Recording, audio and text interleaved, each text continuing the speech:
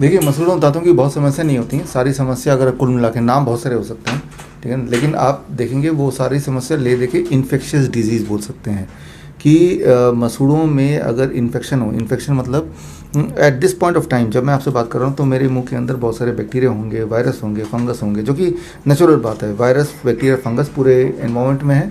आपके नाक के ऊपर भी है, आँखें के ऊपर भी है, नाक के अंदर भी है, मुंह के अंदर भी है।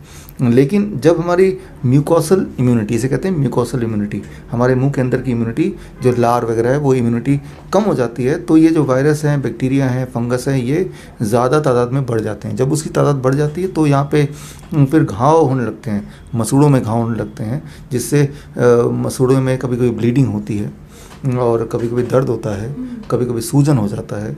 और फिर क्योंकि मसूड़े ही दांत को पकड़ के रखते हैं तो दांत फिर हिलने लगते हैं, फिर वही इन्फेक्शन जब बढ़ जाता है तो दांत को खाने लगते हैं। तो ये सारी इसकी स्टेप बाय स्टेप इस तरह से होता है।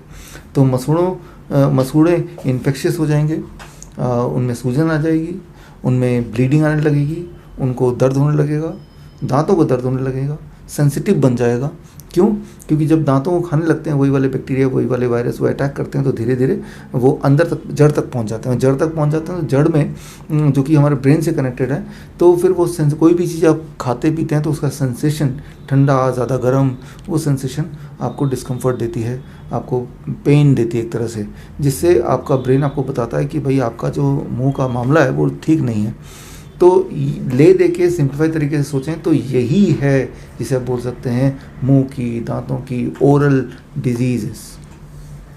देखिए, समस्या क्यों होती है, सिर्फ एक ही कारण है कि आपकी म्यूकोसल इम्यूनिटी जब कमज़ोर पड़ जाए। तो अब बात आती है म्यूकोसल इम्यूनिटी कमज़ोर कैसे पड़ती है। वो कमज़ोर पड़ने के लिए आप खुद ही उस पर रिस्पॉन्सिबल हैं। पहली बात तो कुछ चीज़ ऐसी होती हैं जो इस तरह के बैक्टीरिया, फंगस के ग्रोथ के लिए फूड की तरह काम करती है, तो उस तरह के खाने को आप कम से कम खाएं। जैसे रिफाइंड फूड है, राइट, जैसे बिस्किट है, टॉफ़ी है, या फिर मिठाई है, या एनिमल प्रोटीन है, जैसे डेयरी प्रोडक्ट है, आइसक्रीम है, या दही, लस्सी, मक्खन की, या चाय बार बार जो लोग पीते हैं, तो चाय तो पी लिया लेकिन उसका एक अंश मुंह में रहेगा ही। और वो जो है बैक्टीरिया, वायरस एंड फंगस, उनके लिए those are the food, right. और इस तरह की चीज़ें, all kind of packed and refined food, all kind of animal food, all kind of processed food, इनको अगर आप छोड़ दें तो म्यूकोसल इम्यूनिटी थोड़ी बढ़ी रहेगी, नंबर 1। नंबर 2 कि आप जब रात को सोते हैं, मुंह से कुल्ला करना कई बार काफ़ी नहीं होता, तो तब इस तरह के जो बैक्टीरिया को बढ़ावा देने वाले जो फूड है जो आपने खा लिया लेकिन मुंह में रह ही जाता है कुल्ला करने के बाद भी, तो एक बार आपको ब्रश करके सोइए। आप 2 काम कीजिए, अपने लिए खुद टूथ पाउडर बनाइए। नंबर 1 कैसे बनाएंगे, आप नमक लीजिए और हल्दी लीजिए इक्वल पोर्शन में, और फिटकरी का पानी लीजिए, उसमें डाल दीजिए और उसको लेके अपने हाथ से या ब्रश में लगा के आप ब्रश कीजिए रात को सोने से पहले। तो ये आपका घर में होममेड टूथ पाउडर बन गया, होममेड माउथ सोल्यूशन हो गया। तो ये रात को कीजिए और सुबह भी एक बार कर लीजिए। और अगर आपको लगता है नहीं भाई फिर भी इसमें लौंग भी आपको कूट के इसमें मिला सकते हैं, तो ये एक फ्लेवर भी आ जाएगा, आपको अच्छी खुशबू भी आएगी। या फिर रात को आप इससे कीजिए जो मैंने आपको फॉर्मूला बताया, सुबह आप कोई आयुर्वेदिक जैसे विको बदजयंती जो पाउडर होता है या टूथपेस्ट होता है उसको यूज़ कीजिए। तो इस तरह से आप अपने डेंटल हाइजीन का ध्यान रख सकते हैं। तो 2 ही बातें हैं, कुछ फूड जिसको छोड़ना है, और दूसरा cleanliness, not with the chemical but with homemade tooth powder और आयुर्वेदिक टूथ पाउडर। मान लो किसी को गम प्रॉब्लम है, जिसे पायरिया बोलते हैं, वो है, या फिर ब्लीडिंग हो रही है, या सूजन हो रहा है, या दांतों में दर्द हो रहा है, या दांत हिल रहे हों। तो देखिए, दांत हिल रहे हैं, 2 चीज़ हो सकती है, या तो दांत हिलते हिलते हिलते हिलते अपने आप ही वो टूट के निकल जाएगा, जो कि कई बार पेनफुल भी होता है। छोटे बच्चों के केस में नहीं होता, वो नेचुरल तरीके से निकलता है। बड़े लोगों के जो 18 ईयर्स के ऊपर हैं उनको होगा दर्द, और वो पेनफुल भी होता है। या फिर वो जो हिल रहा है, जड़ें दोबारा उसको दांत को पकड़ लेगी और फिर वो दांत पहले जैसे ही हो जाएगा। 2 ही चीज़ हो सकता है।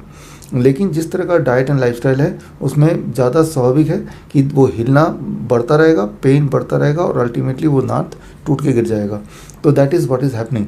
तो आपको क्या करना है, अगर आप चाहते हैं वो हिलने वाला दांत अगर बहुत नहीं हिल रहा है तो वो आपकी मसूड़ें उसको पकड़ लेंगी, बशर्ते कि आप मसूड़ों को प्रॉपर न्यूट्रिशन दें। तो चाहे पायरिया हो, चाहे चबाने में दिक्कत हो, चबाते हैं तो दर्द हो, राइट। चाहे खून आता हो, ब्लीडिंग आती हो, चाहे कोई सूजन हो, तो या फिर कोई ब्रेथ में दिक्कत हो, सांस जब लेते हैं तो ये सांसों में बदबू हो, ये सारी चीज़ें हो, राइट। तो इसमें सोल्यूशन ये है फॉर 15 डेज, 15 दिन के लिए। वैसे तो 10 दिन में ही ठीक हो जाना चाहिए, लेकिन 5 दिन और लीजिए। 15 दिन के लिए you have to be on a diet which should be absolutely raw.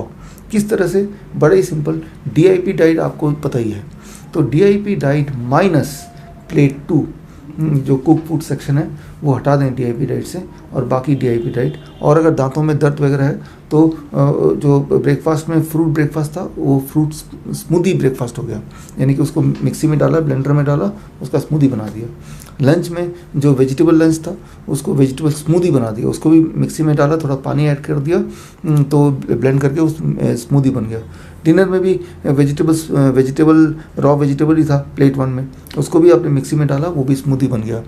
कभी कभी सूप भी बना लिया, हालांकि स्मूदी ज़्यादा अच्छा रहेगा। तो आपने DIP डाइट माइनस प्लेट 2, ये हुई पहली बात। दूसरी बात, अगर दर्द ज़्यादा है, चबा नहीं सकते तो चबाइए मत ज़बरदस्ती जब चबाएंगे दर्द होने का मतलब कि वो और ज़्यादा इंजर करेगा। तो आप DIP डाइट माइनस प्लेट 2, जो चीज़ें बची फ्रूट्स एंड वेजिटेबल, उनका स्मूदी बना के उतनी क्वांटिटी में या उससे अधिक क्वांटिटी में पूरे दिन भर में आप पी लीजिए, राइट। और जब पियेंगे तो आप उतना टाइम लगाइए जितना टाइम लगता अगर उसको खाना पड़ता तो। मान लो 500 ग्राम किसी को वेजिटेबल सैलेड खाना है, टमाटर, खीरा, मूली, गाजर, तो करीब 20-25 मिनट लगेगा। लेकिन उसका स्मूदी बना देंगे तो करीब 1.5 गिलास स्मूदी बन जाएगा। तो 1.5 गिलास स्मूदी कोई 5 मिनट में भी पी सकता है, लेकिन 5 मिनट में पियेंगे तो बात नहीं बनेगी। उसको धीरे धीरे पीना है, 20-25 मिनट लगा के पीना है। क्योंकि जब आप पियेंगे तो वो जो वेजिटेबल्स हैं, वो जो जूस है, वो जो स्मूदी है, वो आपके पूरे मुंह में घुलेगा और आपके सलाइवा के साथ घुलेगा, उसको इम्यूनिटी बढ़ाएगा और they will fight with the virus. याद रखिए, जो ग्रीन जूस होता है, जैसे पालक का जूस है या रेड जूस होता है, जैसे चुकंदर का जूस है या व्हीट ग्रास का जूस है, जैसे व्हीट ग्रास है, गेहूं के ज्वारे है या पालक है, इसका जूस जब लेंगे तो मुंह में रखिए थोड़ी देर। जैसे आपने एक घूंट लिया, मुंह में रखा करीब 5 सेकंड, फिर उसको निगला। तो ऐसे में जहाँ जहाँ इंजरी है, जहाँ जहाँ सूजन होती है, जहाँ जहाँ लाल ब्लीडिंग हो रही है, आप ताज्जुब करेंगे कि ब्लीडिंग होना इमीडिएटली रुक जाएगा। 1-2 दिन के में आपको फ़र्क दिखेगा। क्योंकि ये जो ग्रीन जूस है पर्टिकुलरली एंड रेड जूस है, यानी कि टमाटर का जूस, चुकंदर का जूस, पालक का जूस या फिर व्हीट ग्रास का जूस लेंगे तो करीब 50 ml से 100 ml ही लेना है, राइट। और पालक का जूस लेंगे, चुकंदर का जूस लेंगे तो करीब 250 ml, 1 गिलास लेना है, लेकिन उसको धीरे धीरे पीना है।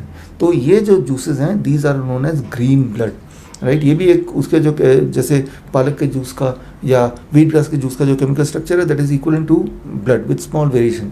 तो मैं ये बोलना चाह रहा हूँ आपको कि ये दवाई एक तरह से, तो इसको मुंह में कोई लोशन नहीं लगाना, आपको कोई दवाई नहीं लगानी, लेकिन ग्रीन जूस मुंह में आप ले रहे होंगे और मुंह में ही रखेंगे तो 5 सेकंड, फिर उसको निकलेंगे।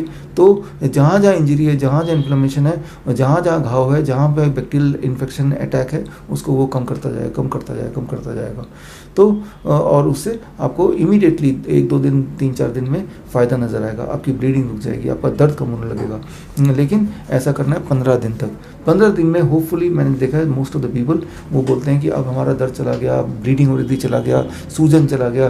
फिर मैं बोलता हूँ कि अब आप थोड़ा सा लिक्विड से सेमी लिक्विड में आ जाइए, कि जो नरम फलों से खाना शुरू कीजिए, वेजिटेबल को थोड़ा स्टीम करके खाना शुरू कीजिए 15 दिन और। फिर मजबूत हो गया, जड़ों ने पकड़ लिया दांत को अच्छी तरह से, इन्फ्लेमेशन सारे चले गए हैं, ब्लीडिंग सारी चली गई।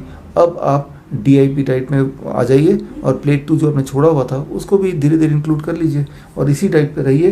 प्लस याद रखिए ओरल हाइजीन, जो कि आपको मैंने बोला सोने से पहले वो जो फॉर्मूला बताया, हल्दी, नमक और फिटकरी के पानी का, वो उसको कीजिए।